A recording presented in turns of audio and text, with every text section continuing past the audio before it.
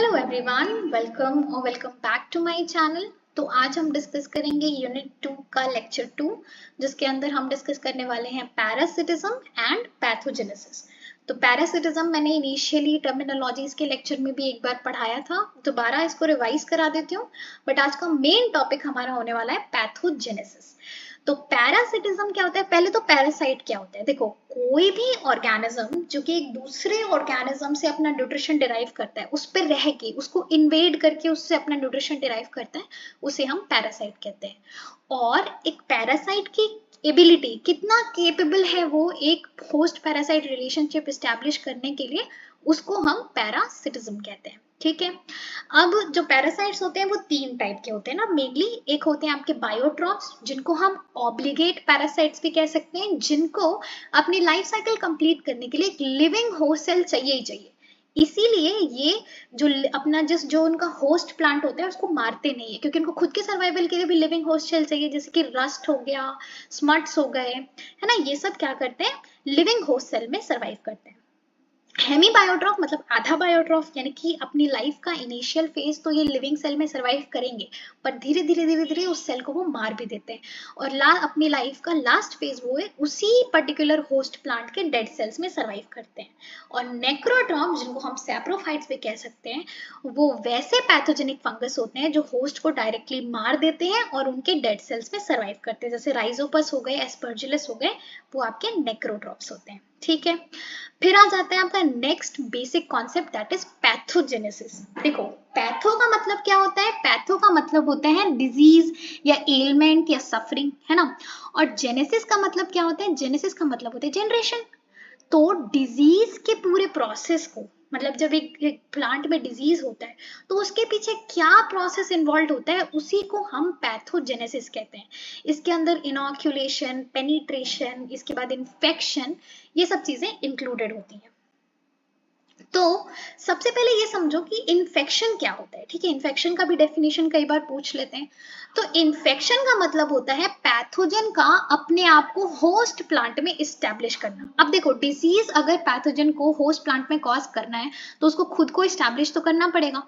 तो उसका host tissues में एंटर करना और उस होस्ट टिश्यू को क्या करना? कोलोनाइज करना, मतलब वहां पे रिप्रोडक्शन करके अपनी कॉलोनी प्रोड्यूस करना, इस्टेब्लिशमेंट कहलाती है।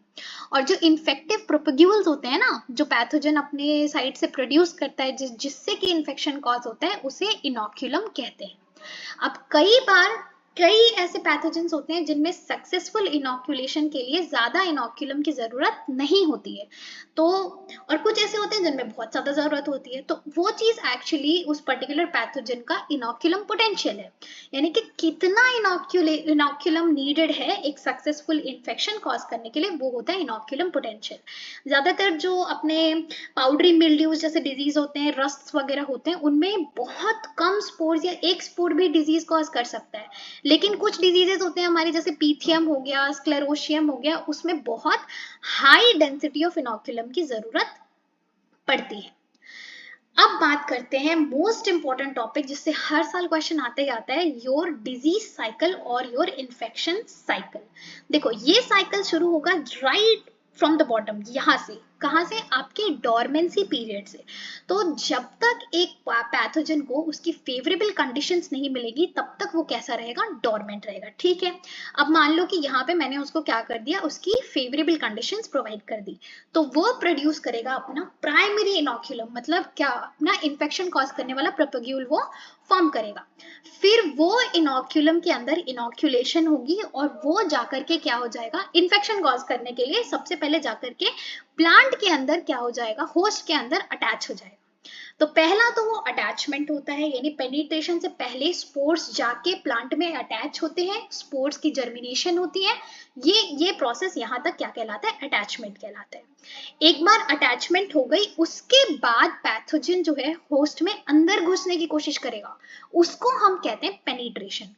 अब कई बार होस्ट की रिकॉग्निशन ही यहाँ से रेजिस्टेंस बिल्ड करती है। जैसे कुछ वेराइटीज होती है ना जो एक पर्टिकुलर पैथोजन रेजिस्टेंट होती है ना। तो वो रेजिस्टेंट कैसे होती है कि वहां पे हमने यही किया होता है कि होस्ट जो है वो उसको रिकॉग्नाइज ही नहीं करेगा, तो फिर उसके बाद ये पेनिट्रेशन पे ही आके ये साइकिल ब्रेक हो जाएगी।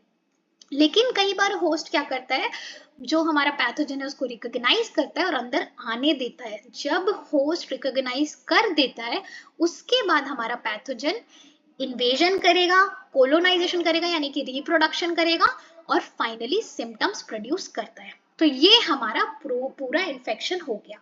अब जो हमारे मोनोसाइक्लिक डिजीजेस है, जो कि एक सीजन में एक ही बार डिजीज कॉज करने वाली है, इसके बाद अपनी ओवर सीजनिंग स्टेज में चली जाएंगी, डोरमेंट हो जाएंगी। और जो हमारे ऐसे पैथोजेंस हैं जो कि दोबारा डिजीज कॉज कर सकते हैं, वो इस साइकिल में दोबारा सेकेंडरी इनोक्यूलम प्रोड्यूस करेगा और इस साइकिल को दोबारा से कंटिन्यू करेगा। तो ये आपकी पूरी की पूरी डिजीज साइकिल होती है। इसका पहला स्टेप है प्री पेनिट्रेशन, जहां पे देखो क्या होगा, इन्वेजन होगा। अभी केवल जो हमारा पैथोजन है वो होस्ट पे जाके अटैच हो रहा है, या तो कोई ऐसे भी हमारे इन्वेडर्स होते हैं जिनको बहुत एफर्ट लगाना पड़ता है होस्ट सेल में घुसने के लिए, होस्ट सेल में इंटैक्ट होने के लिए, जैसे कि हमारे फंजाइज वगैरह जो होते हैं उनको जनरली बहुत एफर्ट करने की जरूरत होती है, वाइल कुछ पैसिव इन्वेडर्स भी होते हैं जिनको ज्यादा एग्रेसिव एफर्ट्स की जरूरत नहीं होती है, वो आराम से एंटर कर जाते हैं। तो एक्टिव एंड पैसिव इन्वेडर्स। अब प्री पेनिट्रेशन में केवल जो स्पोर्स हैं वो आके हमारे होस्ट में अटैच होंगी, जर्मिनेट करेंगी और ग्रो करेंगी।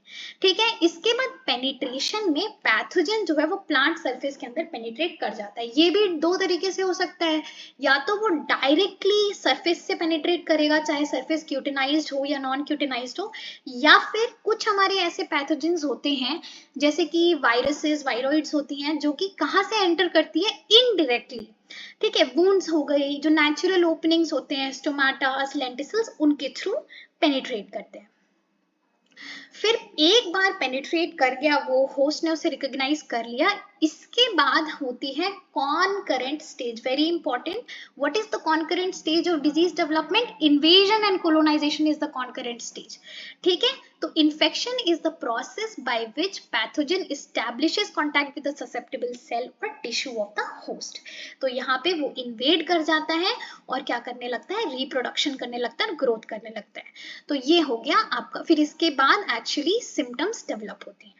तो ये आपका पूरा का पूरा डिजीज साइकिल है। ठीक है, अब बात करते हैं प्लांट डिजीज एपिडेमियोलॉजी की। ये आपके सिलेबस में स्पेसिफिकली मेंशन नहीं है, बट मुझे लगा इंपॉर्टेंट है तो मैंने मेंशन कर दिया है। ये छोटा सा टॉपिक है। देखो, हमने एपिडेमिक पढ़ा था ना, जब हमने classification on the basis of severity पढ़ा था, सिवियरिटी एंड स्प्रेड, तो हमने एपिडेमिक डिजीजेस पढ़े थे, जो कि वो डिजीजेस होते हैं जो कि एक पर्टिकुलर पॉपुलेशन में प्रेजेंट तो है लेकिन डिस्ट्रक्टिव केवल ओवर टाइम होते हैं, through responsive environmental conditions. Being responsive to the environmental conditions, उनको फेवरेबल कंडीशंस मिलती हैं तो वो क्या हो जाते हैं, ज्यादा डिस्ट्रक्टिव बन जाते हैं। तो एपिडेमियोलॉजी एक्चुअली स्टडी है कि पैथोजेंस, एपिडेमियोलॉजी ब्रांच है जो स्टडी करती है एपिडेमिक्स को। ठीक है, और जो फैक्टर्स उस एपिडेमिक को इन्फ्लुएंस करते हैं, मतलब rate of multiplication of pathogen, the spread of disease and everything, उस चीज को स्टडी करता है क्या, एपिडेमियोलॉजी सब्जेक्ट। ठीक है, तो इंपॉर्टेंट इसलिए है क्योंकि इसको हम एक डिजीज के फॉरकास्टिंग और मैनेजमेंट के लिए यूज कर सकते हैं। नेक्स्ट मोस्ट इंपॉर्टेंट टॉपिक हमारा है डिजीज ट्रायंगल। अब ये डिजीज ट्रायंगल ना एक्चुअली एक वे है to show you what are the factors that come together making sure कि एक डिजीज सक्सेसफुली हो। कौन से फैक्टर्स हैं जो कि एक डिजीज के सक्सेसफुली होने को इन्फ्लुएंस करते हैं? तो ये डिजीज ट्रायंगल ये बताता है कि एक डिजीज कॉज होने के लिए तीन कंपोनेंट्स की इंटरेक्शन जरूरी है, the host, the pathogen and the environment. तो दीज डिजीज ट्रायंगल स्टेट्स कि जो हमारा एनवायरनमेंट है पहले तो वो फेवरेबल होना चाहिए, होस्ट ससेप्टेबल होना चाहिए यानी कि वीक होना चाहिए, और पैथोजन वायरुलेंट होना चाहिए। वायरुलेंट क्या होता है, टर्मिनोलॉजीज में हमने पढ़ा था, मतलब उसकी डिग्री ऑफ इन्फेक्टिविटी काफी ज्यादा होनी चाहिए। जब हम इस ट्रायंगल को देखें, याद रखना कि इस साइड पे आपका पैथोजन है, बॉटम में होस्ट है और इधर फेवरेबल कंडीशन है, एनवायरमेंटल कंडीशन है। तो जब हम ये पूरा ट्रायंगल ऑब्जर्व करते हैं ना, तो एक्चुअली जो एक पर्टिकुलर साइड की जो लेंथ होती है वो उसका कितना इंपॉर्टेंस है इस पर्टिकुलर डिजीज को कॉज करने में, वो बताती है। ठीक है, ये पॉइंट मिस आउट नहीं करना। The length of the side is proportional to the sum total of the characteristic of each component that favours disease. अब क्या हुआ, जब हमने और पढ़ा पढ़ा पढ़ा, फिर हमें लगा यार डिजीज कॉज होने में ठीक है, एक ससेप्टेबल होस्ट होना बहुत जरूरी है, वायरुलेंट पैथोजन होना बहुत जरूरी है, and at the same time environmental conditions का फेवरेबल होना भी बहुत जरूरी है। लेकिन इसके साथ साथ टाइमिंग भी मैच करनी बहुत जरूरी है, और साथ ही साथ ह्यूमन इन्फ्लुएंस भी बहुत जरूरी है। तो हमने इस डिजीज ट्रायंगल में एक फोर्थ कंपोनेंट ऐड कर दिया, दैट इज टाइम। और उससे क्या बन गया, एक डिजीज पिरामिड बन गया या डिजीज टेट्राहेड्रॉन बन गया। तो इसमें मेनली देखो होस्ट के फैक्टर्स क्या है, पैथोजन के फैक्टर्स क्या है, एनवायरमेंटल फैक्टर्स क्या है। होस्ट ससेप्टेबल होना चाहिए और ज्यादा डिस्टेंस नहीं होनी चाहिए, होस्ट और इनोकुलम के बीच में ज्यादा डिस्टेंस नहीं होनी चाहिए, बहुत ज्यादा क्वांटिटी में ससेप्टेबल होस्ट प्रेजेंट होना चाहिए, alternate host and collateral host present होने चाहिए। मैंने बताया था अल्टरनेट होस्ट क्या होते हैं, जब एक कुछ ऐसे हमारे पैथोजेंस होते हैं जिनको अपनी लाइफ साइकिल कंप्लीट करने के लिए एक से अधिक होस्ट की जरूरत पड़ती है, तो वो अल्टरनेट होस्ट हो गए। और कोलैटरल होस्ट ना नॉर्मल होस्ट के ही वाइल्ड वेराइटीज वगैरह हो गई जिसमें भी पैथोजन अटैक कर सकता है वो, तो ये प्रेजेंट होनी चाहिए, है ना।